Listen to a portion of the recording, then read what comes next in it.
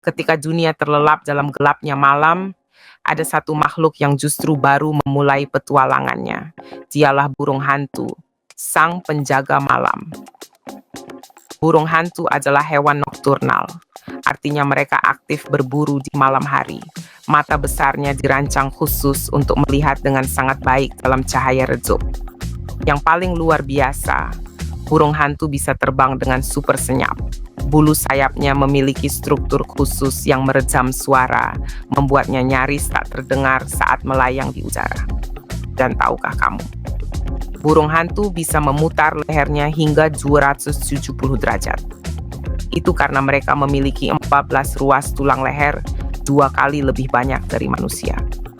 Dengan penglihatan tajam, terbang tanpa suara, dan leher yang luar biasa lentur. Burung hantu membuktikan bahwa alam selalu menyimpan keajaiban yang menakjubkan.